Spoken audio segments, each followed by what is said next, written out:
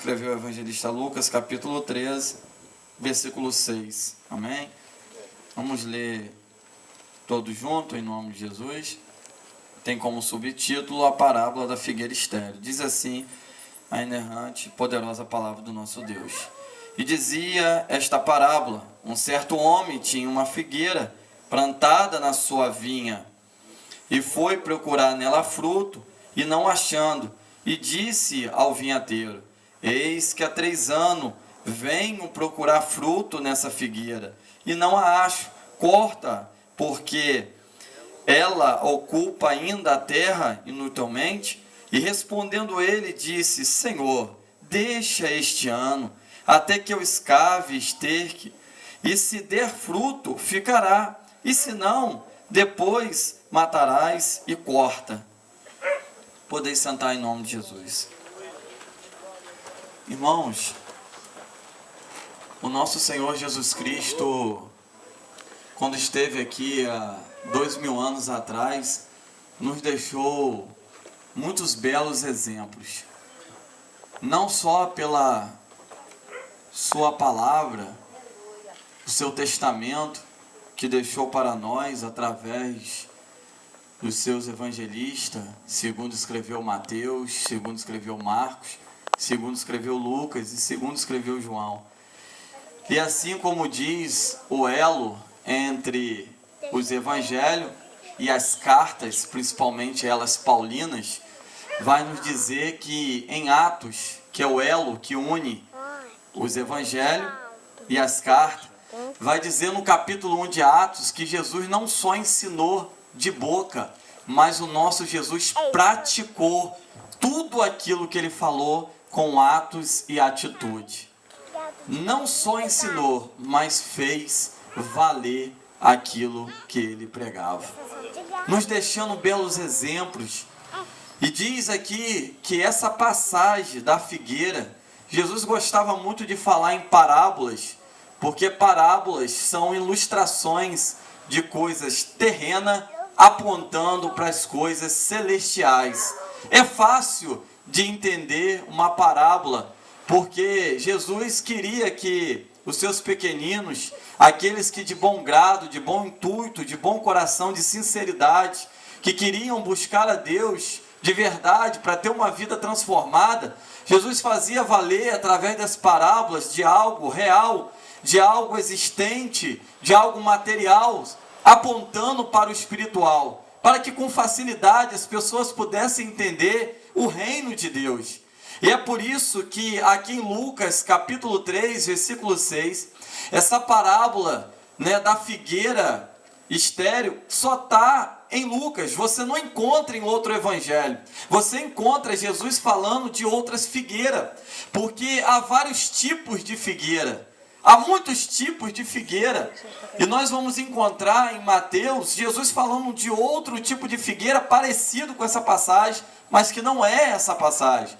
Mas essa passagem da figueira, capítulo 13, versículo 6, ela é uma resposta daquilo que Jesus estava conversando no versículo 12, no final, melhor falando, e uma continuidade da sua explicação no início do capítulo 13. Diz que multidões ia ter com Jesus, multidões com bom intuito, outras com o intuito de querer pegar Jesus em alguma coisa, como era o intuito dos fariseus, dos religiosos. Outro grupo de homens pecadores, homens simples, humildes, que queriam receber de Jesus o perdão dos seus pecados e receber uma novidade de vida. E por ali estava também uma grande multidão. Outros curiosos que estavam ali para ver mais um milagre. Havia esses 3 tipos de multidões, de grupos que estavam ali entre aquela multidão. Mas vai dizer que Jesus ele usa o tempo, o versículo 12 no final, vai dizer que Jesus ele usa o exemplo do vento, da nuvem, para falar que assim como o homem sabe muito bem as estações, quando vai chover ou não, pelas nuvens, pelo vento, no final vai dizer isso do capítulo 12. Assim, Jesus estava falando acerca dos finais dos tempos, que é exatamente o que nós estamos hoje, nos últimos dias. Nós estamos nos finais do tempo. E é por isso que eu começo essa mensagem no capítulo 13, queria que com voz de pentecostais, como bons pentecostais que nós somos, e que aqui estamos reunidos nessa noite, eu queria que vocês repetissem comigo o tema dessa mensagem: a importância do arrependimento em nossa vida. É essa mensagem que veio do coração de Deus ao meu e ao teu coração nessa noite. É se falado muito pouco sobre arrependimento, e o Espírito Santo de Deus tem nos incomodado e tem nos levado em vários lugares para falar acerca desse tema tão importante. Porque de Gênesis a Apocalipse a mensagem não mudou, a mensagem é a mesma. Quando você lê o livro de Gênesis, você vai ver Deus falando para o casal que, quando transgrediu o mandamento de Deus, a regra do jardim, a primeira mensagem de Deus foi para que eles viessem se arrepender. De Gênesis a Apocalipse, a base, o pilar do Evangelho é o arrependimento. E o que significa a palavra arrependimento? Muitas vezes, quando falamos de arrependimento, falamos só nas praças, nas ruas, nos hospitais, nas visitas. Às vezes pensamos que arrepender é só por de fora, mas a igreja também precisa se arrepender. O presbítero que está pregando aqui dentro precisa se arrepender.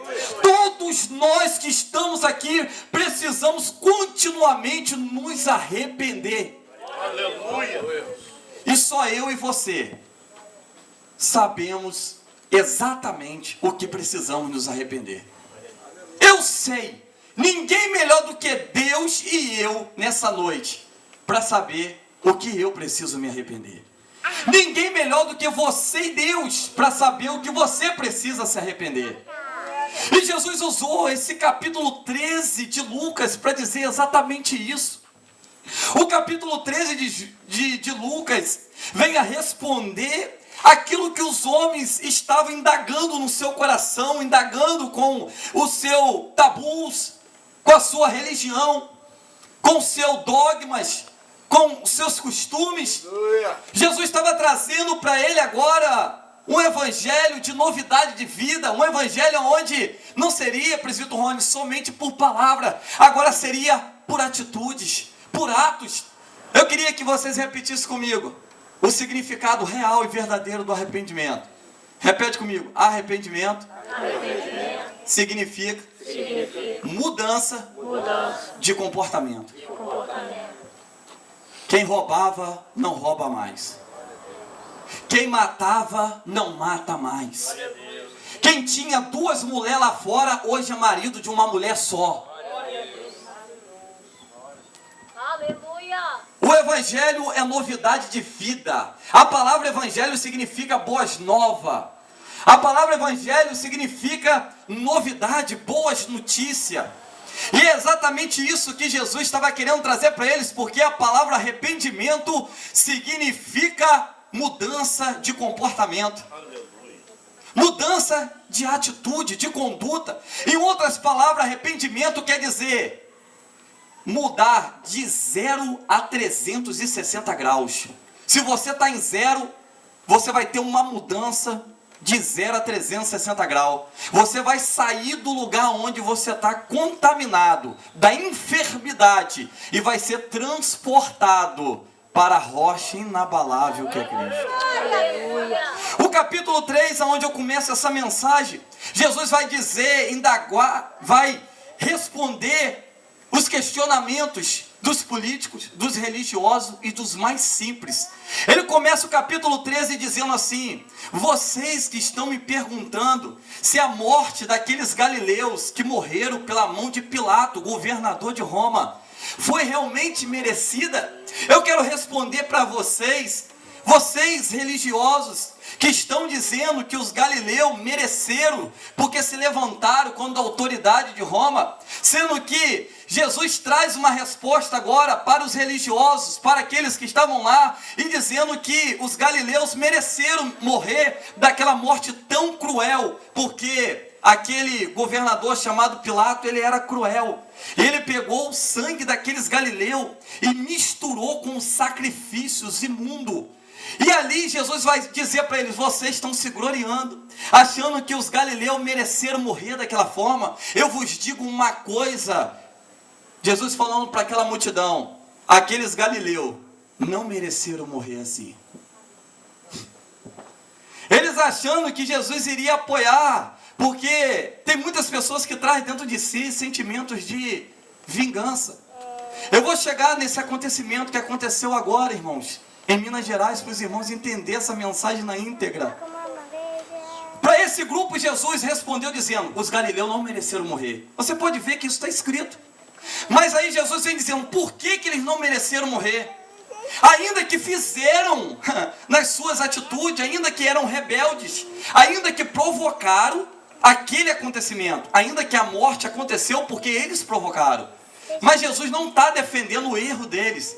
Jesus está falando acerca do sentimento que ele tem sobre o pecador, o desejo que ele deseja para o mais vil pecador. Aí no versículo seguinte ele vai dizer: antes eu desejo que todos os galileus se arrependam. Antes eu desejo que eles todos se arrependam. E vocês, apontando para o outro grupo, e vocês que estão dizendo que os que morreram na torre de Siloé mataram 18 homens, caiu uma parte da obra sobre 18 homens que estavam construindo na torre de Siloé. E havia pessoas ali que achavam como os zelotes. Quem eram os zelotes em Israel? Eram os extremistas. Não é diferente dos dias de hoje. Nos dias de hoje, Jesus respondeu para os religiosos, como está respondendo até os dias de hoje, porque Jesus não é religião. Jesus é salvação. Aleluia. Jesus é relacionamento, é devocional, é amizade, é Deus. Jesus, ele quer ter uma intimidade com você. Ele não quer que nós tenhamos simplesmente um ato religioso de ir, voltar para casa e permanecer a mesma coisa. Com Jesus é mudança de vida, transformação, novo nascimento. E para os vingadores, para aqueles que gostam de fazer justiça com a própria mão, tem aí no Rio, tem a milícia e muitos outros que fazem justiça com a própria mão. E para esse, qual é a resposta de Deus para aqueles que estão homem-bomba? Para aqueles que estão se matando lá fora? Qual é a resposta? Está aqui para esses homens. Para aqueles que querem fazer justiça com a tua própria mão. Em Isaías, Deus vai dizer que a vingança é dele. A vingança não é do homem. Para esse, Jesus responde assim: vocês estão achando que aquele homem da torre de Siloé mereceu morrer? Vocês estão achando que aquele homem lá da torre de Siloé, porque ele estava construindo algo para Roma, e por estar construindo algo para Roma, os judeus religiosos falaram: eles não mereceram Jesus morrer, porque ele estava construindo algo para os nossos opressores, para aqueles que nos oprimem. Ele estava fazendo um bem para os nossos inimigos, que é Roma. Eles mereceram, não mereceram, Jesus? Aí Jesus responde para o segundo grupo: nem esses também mereceram morrer. Jesus agora vai falar sobre tragédia. Você sabia que até hoje tem pessoas que trazem esse costume judaico com ele? Acha que a pessoa está chorando é porque está em pecado. Não quer dizer que o irmãozinho, a irmãzinha está chorando é porque ele está em pecado, não. Às vezes ele está chorando, ela está chorando porque só Jesus sabe a luta que ela está passando com o esposo, com o filho. E muitas vezes ela está chorando porque ela está derramando, igual Ana, diante de Deus as suas lágrimas. Às vezes as pessoas, irmão Jorginho, faz pré-julgamento, julgam mal, interpretam mal, e era isso que Jesus estava querendo dizer. Vamos para o que aconteceu agora recentemente, parecido que aconteceu com Mariana, lá em Minas Gerais. Às vezes achamos que algumas catástrofes, às vezes alguns acontecimentos que acontecem no mundo, às vezes achamos que é Deus castigando. Não. O que aconteceu lá em Minas Gerais não quer dizer que Deus está castigando Minas Gerais. Não quer dizer que aquilo é culpa de Deus. As pessoas querem culpar a Deus. Aconteceu alguma coisa, as pessoas perguntam: aonde está Deus nesse acontecimento? Deus está nos céus e a presença dele está aqui na terra. Mas nem tudo que acontece é culpa de Deus. Aquilo que aconteceu lá, Deus não tem culpa.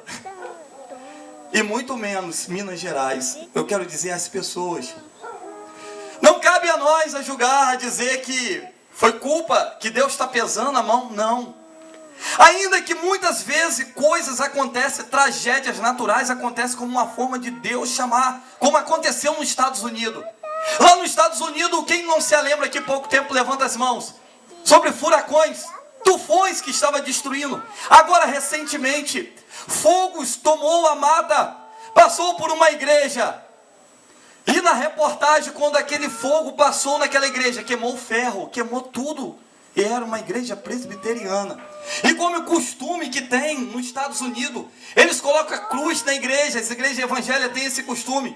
E por mais incrível que pareça, o fogo passou pela madeira. E quem trabalha com madeira que sabe que a madeira estando ilustrada, envernizada, fogo mais pega. E o que chama a atenção, quando uma grande emissora entrevistou aquele pastor daquela igreja, que a igreja estava toda queimada por causa do questões naturais que aconteceu lá, fogo, agora recentemente. O pastor tranquilo, sereno, calmo, olhou para aquele repórter que entrevistava ele falando: e agora? Ele disse assim: agora nós vamos juntar os cacos, vamos orar a Deus, vamos unir a igreja e vamos construir de novo. O repórter perguntou a ele, dizendo assim: mas por que o fogo não queimou a cruz? O fogo queimou tudo, passou pelo altar, mas a cruz não queimou.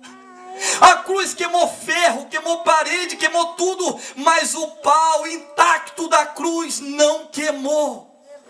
O fogo passou pela cruz, mas não queimou. Será que o poder está naquele madeiro? Não. Será que o poder está naquela madeira? É claro que não. Aquilo é apenas um significado apontando para a morte de Cristo. A cruz só nos faz lembrar do sacrifício de Cristo. Sabe por que a cruz não foi queimada, aquela madeira? Porque Deus está passando uma mensagem para as nações, para o seu povo, dizendo que aqueles que estão no pé da cruz será poupado do fogo eterno que está para vir sobre a terra. E somente pelo sacrifício de Cristo na cruz seremos poupados. Aleluia. Glória a Deus. As pessoas às vezes acham que acontece alguma coisa com alguém, é Deus pesando a mão, e nem sempre. Ainda que às vezes isso pode acontecer. É claro que Deus chama a atenção do seu povo através de algo natural.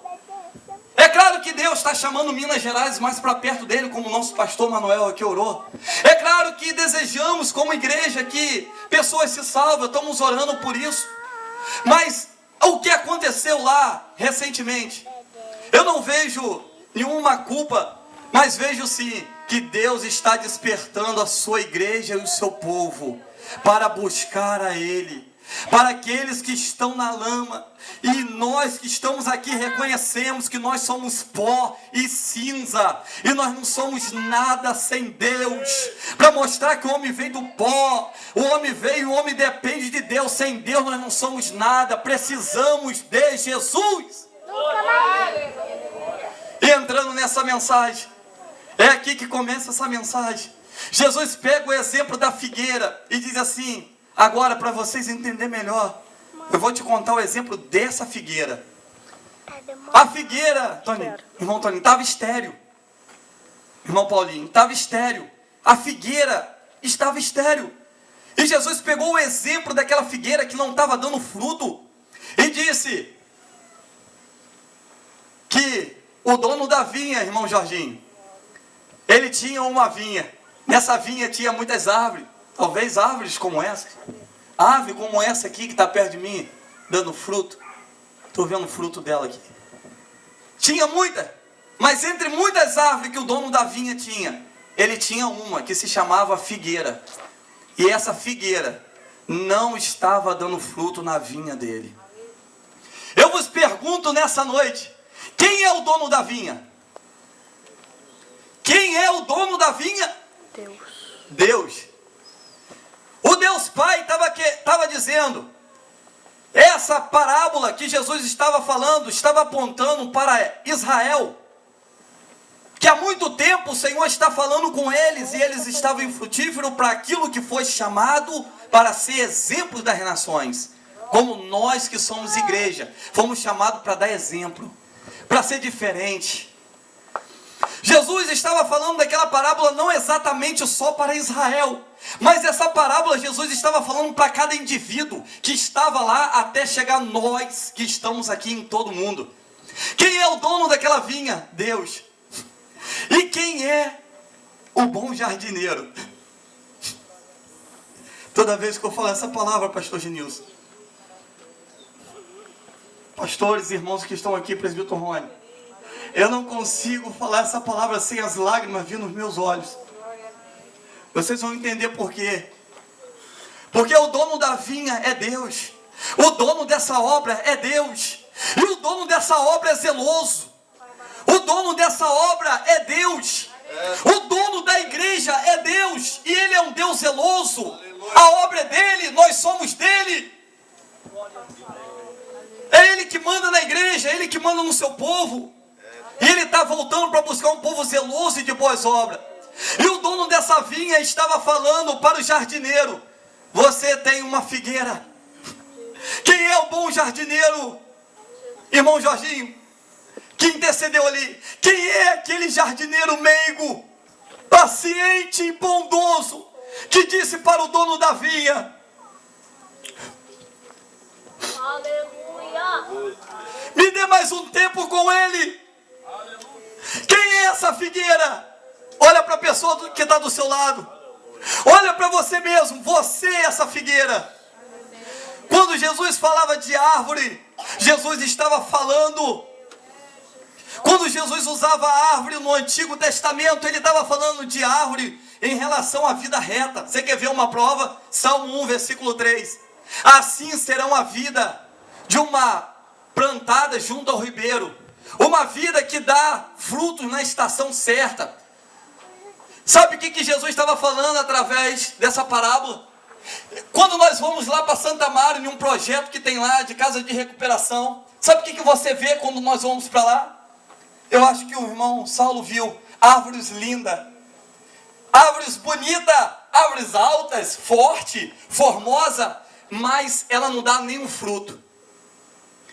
Árvore que não dá nenhum fruto. Fizeram algo bonito nela, a árvore asa delta. Ela é até asa delta, bonita a árvore, mas ela não tem um fruto. E isso vai dizer em Lucas capítulo 3, versículo 8. Sabe qual era a mensagem tema de João Batista? Eu sei que essa mensagem que eu estou pregando não dá muito status, irmão Benoni. Eu sei que essa mensagem que eu estou pregando, ela não dá audiência, ela não é muito quista. Mas eu sei que essa mensagem é uma mensagem que vem do coração de Deus. Eu sei que essa mensagem faz efeito, irmãos. Porque essa mensagem que Deus quer nos últimos dias é que a igreja se arrependa, que nós se arrependemos. Sabe o que João disse? João, você não tem outro tema para pregar no deserto? Não, meu tema é arrependimento. Mas João todo dia, o tema é arrependimento. E o deserto estava assim, ó. Não adianta, irmãos, querer, o evangelho de Deus é simples. Jesus Cristo é simples. Estão querendo inovar as coisas de Deus. Estão querendo trazer modinha para dentro das coisas de Deus. Mas não adianta, o Espírito é o mesmo, o Deus é o mesmo. Quem converte as pessoas é o Espírito Santo. Quem mantém o jovem na igreja é o Espírito Santo. É Deus, é a palavra. Aleluia. O que mantém você na presença de Deus é a oração, a sua comunhão com Deus, a leitura diária da palavra, sua comunhão com Deus. É isso que permanece você na presença de Deus. É a sua comunhão com Deus. E João vai dizer, olha o tema lindo de João no deserto. E o deserto estava cheio. O rio Jordão estava cheio. O povo deixava de estar em Jerusalém, na capital, para ir para o deserto. Sabe qual era o tema da mensagem dele todos os dias? Pode conferir, Lucas 3, capítulo 8. Arrependei-vos e dê frutos dignos de arrependimento. Versículo 9. O machado já está com a lâmina na raiz, e toda boa árvore que não der bons frutos será cortado e lançado no fogo. Para que a árvore, se ela não der fruto, ela serve só para quê? Só para lenha. A árvore que não dá fruto só serve para lenha. Deus nos chamou para nós darmos fruto, e esses frutos ser frutos de arrependimento, frutos dignos de arrependimento, frutos que vão mostrar a diferença de uma árvore para outra, de uma vida para outra. E Jesus estava falando exatamente sobre isso, que a árvore tem que dar bons frutos. O evangelho de Cristo é simples. Sabe o que alimenta a gente? É o feijão com arroz. O feijão com arroz é que alimenta. As coisas de Deus é simples, o evangelho é simples. Sabe o que está me lembrando esse culto aqui? Esse culto aqui está me lembrando os cultos de antigamente. Que culto gostoso, olha que piso maravilhoso, olha que terra boa para ajoelhar. É aqui que a gente vê a simplicidade, nesse ar livre. Estamos aqui sentindo a presença do Espírito Santo. Estamos aqui, irmãos, de coração, adorando a Deus, porque Deus merece a nossa adoração. Oh, que saudade! Oh, que saudade desse evangelho simples, puro, de singeleza de coração, de comunhão. Irmãos, o evangelho não mudou, ele continua o mesmo. O nosso Jesus é o mesmo, quem mudou é as pessoas. Sabe por causa de que não está acontecendo milagres, prodígio? Porque está faltando aquilo que está em Atos capítulo 3. Está faltando a singeleza, está faltando o temor, a referência, a reverência em nosso coração. A falta de temor acumula a falta de milagres. Porque para ter temor, uma coisa sucede a outra. O que sucede o temor é um milagre. E o que antecede um milagre é o temor ao Senhor. Porque quando tem temor ao Senhor, os milagres acontecem. E é isso que Jesus estava falando exatamente nessa parábola. Falando sobre o dono da vinha, que é Deus. E eu vou resumir essa mensagem. Eu estou chegando no final, na parte mais importante dela. O dono da vinha chega para o bom jardineiro chamado Senhor Jesus Cristo e diz assim: eu vou tirar essa árvore do meu jardim, porque ela não está dando fruto. Sabe o que o bom jardineiro faz? O intercessor, que é Deus, ele está dizendo assim: Senhor, não tira ela agora daqui não. Tem pessoas que não era, você sabe muito bem, eu sei que você está aqui nessa noite. Tem pessoas que estão aqui nessa noite que não era para passar o ano de 2019 vivo, mas Jesus fez você ter uma operação bem sucedida. Jesus operou, Jesus curou, Jesus te livrou. Jesus está dizendo para você: eu estou te dando o ano de 2019 para você fazer diferente. Quiseram cortar você em 2018, mas Jesus intercedeu ao Pai dizendo: não leva ele agora em 2018 não, Senhor. Dá mais 2019 para ele.